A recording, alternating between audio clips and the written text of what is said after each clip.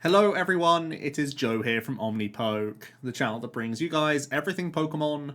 If you're looking for PTCG live codes, make sure you check out the Potown store. You can get a 5% discount on your orders using that code OmniPoke. For today's video, we are going to be looking at Giratina Lost Zone and putting it in the spotlight for the World Championships in 2023. The deck didn't get a top 32 placement at the NAIC, but for some reason is still picking up in popularity in online events and is getting a consistent amount of top cuts in these recent weeks. So what's going on? Let's have a look at the general strategy. And similar to most Lost Zone variants, we are going to be leaning into Colress's Experiment as our crucial supporter in those opening stages to fuel our Lost Zone and cycle through the deck.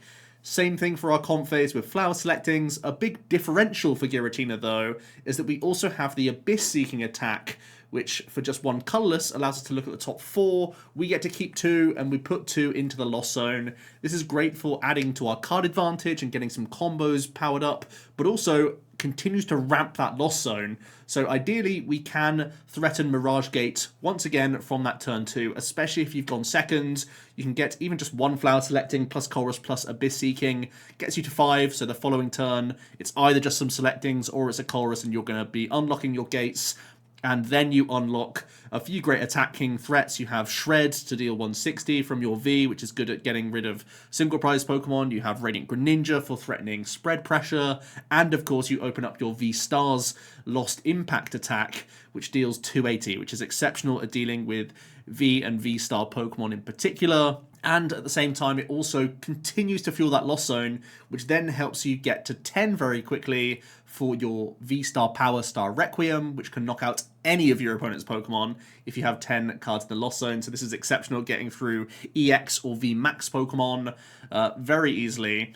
And also we have the Lost Mine attack from Sableye, which, as we know, very flexible, very good at dealing with single prize Pokemon or mopping up damaged Pokemon as well. Just a really annoying Pokemon to deal with for the majority of decks in formats. I also think the other dimension of Giratina compared to Lost Zone builds, the sort of turbo approaches, is that Giratina can also play quite defensively at times. Because we often have a couple multi-prize Pokemon in play, the opponent can get pretty close in a prize race against us, but it does mean that we can be in control of Roxanne and Iono, plus Path to the Peak in the deck, to try and have a disruptive element of our game plan, whilst also taking big knockouts or using our Lost Mines in that sort of later game. So we can really turn the game into a scrappy situation for the opponent, lowering their hand size constantly, whilst continuing on with that prize race. Let's have a look at a skeleton list then, and this is actually quite a fleshed out skeleton really.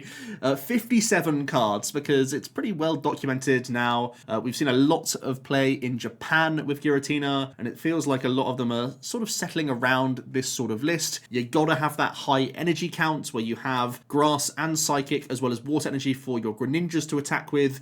Jet Energy is also just a fantastic card for Giratina so that you can get in with your Abyss Seeking or just dance with your Com phase more effectively. Because we have that colourless attack cost in Giratina's Abyss Seeking and Lost Impact, we could quite happily play a high count of Jet Energy, 3 kind of being that minimum count really. Some lists play as high as 4 because it's just such an integral part to our opening stages of the game. We have a decent amount of Ball Search here. We of course have Mirage Gates and Super Rod, which helps us reload our energies after using a ton of concealed cards or just retreating around our Pokemon. We throw those energy back into the deck to pull them immediately back out with Mirage Gate, and it helps us get away with our lower counts of Cram and Sableye. We have a decent amount of switching options. Switch Cart and just physical switch is a bit of a debate because of course Cart is very helpful against Lost Zone mirror match situations at healing and getting rid of some Lost Mine sprinkle damage here and there, but the upside of a physical switch is that if you are stuck with Tina V-Star in the active, it is then usable to get you back into a Comfey and seeing more cards. Can be definitely very helpful when you're up against Judge heavy and Iono heavy based decks, that you can still see some extra cards on a given turn. Colress is definitely the crucial supporter in the deck, but you are also going to play some hand disruptors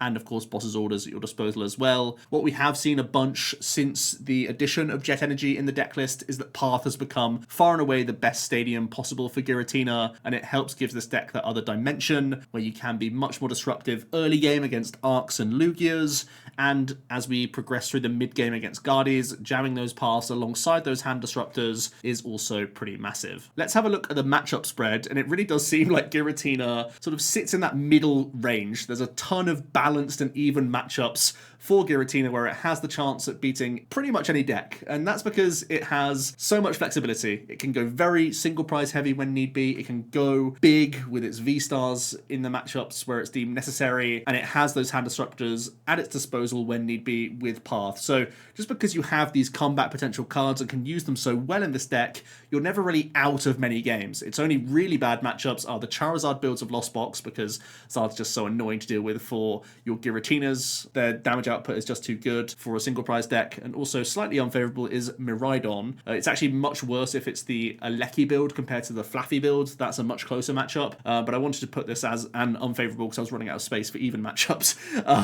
But yeah, it seems like against the Arctinas, against the Chien-Pao, against Mew, against Goodra, surprisingly, that's I thought that would be more favorable, but it just seems to be a balanced matchup. Against the NAIC winning Rapid Strike deck, against regular Lost Box, and against Lugia, it's all between that 46 and 54% matchup, so it is really balanced and close. But then you do also boast a couple of good favourables here. You seem to be pretty good into Arcdura Umbreon, as well as Gardevoir, and also sure Tinglu and Wings as well, but you don't really care too much about those. That's just a happy coincidence. But yeah, boasting a decent time into Gardy and Arcdura is pretty good. Not many decks have that good of a matchup into those two specifically, so being pretty much around the field, you know, decent, but then also having a couple of really decent matchups to take, especially Gardevoir when you would expect it to be quite popular, and Arc to also be quite popular. This seems to be a really appealing spread, at least from where I'm sitting. Let's talk a little bit about tech options then. First of all, there's the option to play Luminion and Ultra Ball in the deck.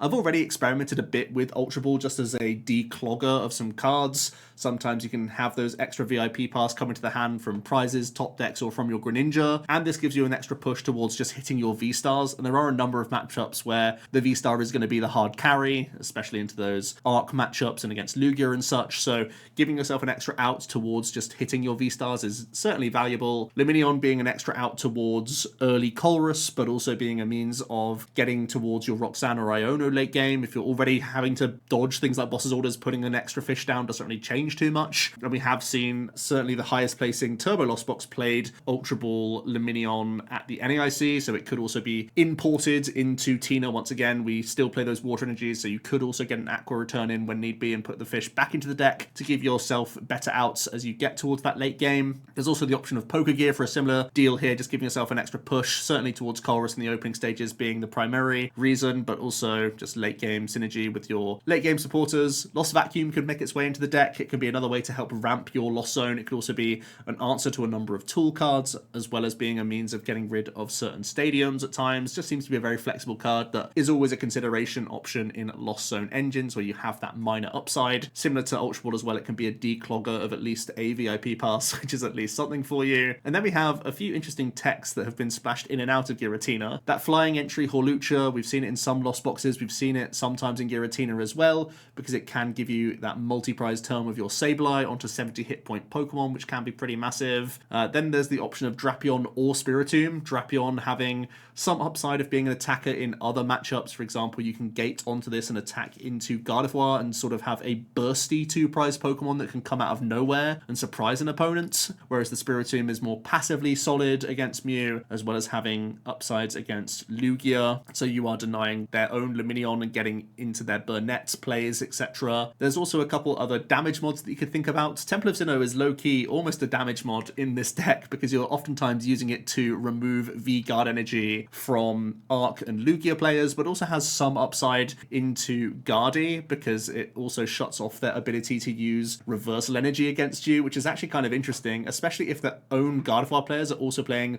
one copy of Sinnoh themselves. They can actually find themselves locked out of their own reversal energy, which is actually massive for you because them damaging themselves more and more with their Pokemon just really leans into that Lost Mine, which can be massive. Then we have the option of Cleansing Gloves, also good against Gardevoir, so you can Lost Impact through their EX, even if it is fully healthy. It also gives you a means of one-hit KOing Mew. My personal preference so far, though, has been Choice Belt. I think, again, if we're going down a heavier path route and don't play Temple, having a belt in the list is that real nice catch-all of giving you a means of KOing Mew with Lost Impact, a means of KOing Arcs and Lugias cards with Lost Impact, even if they have V-Guard on. So recently, I've been a real fan of Choice Belt in my personal Giratina lists, which I've been putting a decent amount of time into before the World Championships. Let's have a look at a few different builds then. First of all, we have a Vanilla 60. This is one that I've tested with a lot, actually. For full transparency, I'm definitely considering Giratina. It's my front runner right now for the World Championships as of recording, and I could definitely see myself just sticking with this archetype because, once again, it feels pretty safe. There aren't many bad matchups for it. There's no real metagaming that can change that, I don't think. Nothing really makes Giratina a worse play for Worlds, so it's really just down to your own testing and getting the best list possible. And I think a vanilla approach isn't a bad one for Worlds, where you're giving yourself just that belt coming into the list. Like I said, it covers a decent range of matchups, but you're really just trying to get into the game with this 60, giving yourself as many nest ball outs as possible, giving yourself enough hand disruptors available to you, and just getting into that game, playing that extra switch cart just to get extra ramp with your selectings in the opening stages. That's really a no thrills approach from Tina, and I think just the flexibility of your attackers alone can be the win condition of this deck. However, there is more defensive options that we've seen with doing well, especially in online tournaments where you have the extra copy of Iono, you have the extra copy of Path as well, and these are really tempting cards because they really are power spike cards. Interestingly enough, just one card difference of Path going from 2 copies to 3 completely changes the dynamic against Gardevoir players, where playing that extra copy kind of lets you jam it and throw it out there whenever you see the Path at the peak, knowing that you have 3 copies total and your opponent has to always have a response. Whereas if you just play 2 copies of Path, you kind of have to hold this for situations when you're combining it with hand disruption throughout the entire game, because you know that in theory Guardy should have enough bounces to Path that you're trying to just make it happen on a turn you put them on a low hand size so they can't get out of it. Whereas playing those extra copies of Path means that you can just jam it basically all the time, knowing that your last copy plus hand disruption is going to be a really great checkmate against them in a lot of instances, and really makes Gardevoir play on their toes throughout the entire game. It does sacrifice, however, a ball search card and a switch out, so you are losing a little bit of early game consistency in this case. There's also a teched out version. This is where we're having that split of stadiums, and because we're playing Sinnoh, we then convert from belts to cleansing gloves to give ourselves that higher damage output threshold, but also have a means around V-guarded Pokemon. And in this case, we're also playing that Spiritomb to be a frustration for Lugia players as well as the Mew players as well. If you are respecting the Mew archetype, certainly could think about adding a Tomb into your deck list. And then the final one I wanted to touch on,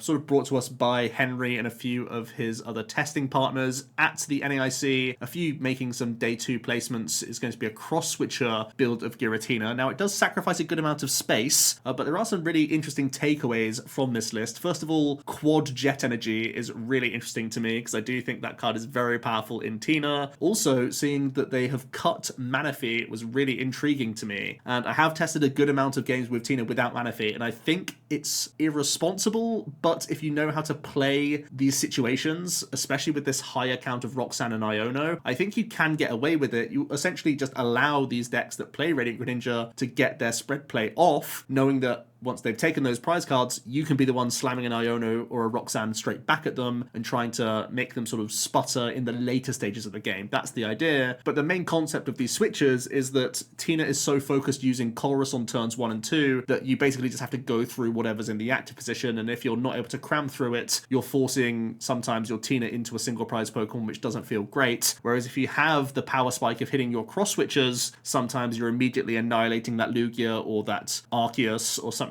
just straight out the gate, and your opponent has essentially no comeback, no response from that point on in the game, and you're just going to completely take over from that situation. So definitely a little bit high roll, but there are big reasons to like the cross switchers. And if a world champion's backing that list, you know that there's going to be something to it. On to the closing thoughts then. It's a really interesting one. It's doing well in online tournaments. It's done well in a ton of Japanese tournaments over the last few months. Why has it not done well at the NAIC? Why are top players not gravitating towards this archetype more? It's a real puzzle, and I couldn't really put my finger on as to why. It's an archetype that I personally really am enjoying playing right now, but something in the back of my mind is saying maybe it's not a powerful enough deck. If the greatest minds in the game are not choosing to play Tina, there must be something inherently wrong with it. One other thing I do want to mention, and my biggest fear right now with Giratina going into Worlds, is that it might be a tie trap. Every time you sit down against the opponent, almost every time, it's going to be a balanced matchup. It's going to be a slog. It's going to be a difficult 50 minutes for you. You're going to have to be on your toes and prepared throughout the entirety of that series. You don't have many freebies whatsoever. Even those slight favorables,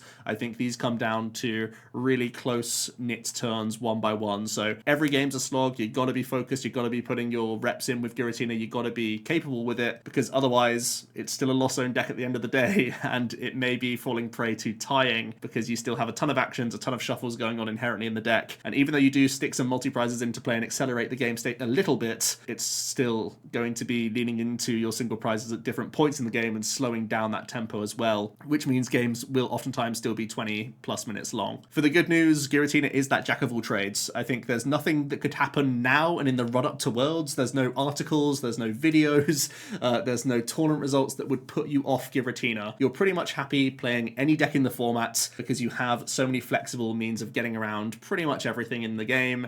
So yeah, you can just focus on your own list, your own testing, and pretty much every time you play your deck, you're just gaining more and more experience, and it's all going to be relevant experience because there's no matchup that you truly fear. It's really just getting better with the deck itself, which I think for me is really, really appealing and is the reason why it's my front runner right now. I also really like the option to Abyss Seek in the deck. It means that if you have quite a bad start, you're still in the game. It's actually quite easy and capable of submitting prize cards to the opponent because you have such great combat potential with the Roxanne plus Iono plus paths in the deck that you can do much better than Lost Boxes can on low resources and bad hands. It feels like Turbo Lost Boxes, if they don't come out the gates, if they don't get their early choruses, you're kind of just dead in the water. But I've had a number of games with Tina, possibly because it's more clunky, unfortunately, than Turbo Lost Box, but you sort of stay in the game even with less going for you, because Abyss Seeking still helps you ramp that lost zone and still is allowing you to at least see a few more cards to get into that mix. So you never really feel truly out of the game as Tina. It's good as an aggressor, but it's also able to come back from behind, so it can play both sides of the coin pretty well. Let me know your thoughts on Lost Zone Giratina. Is it the sleeper deck for Worlds, or are people going mad about an archetype which still hasn't had any true results behind it for a number of months now? Let me know your thoughts down below, and I'll see you tomorrow for another video. Cheers.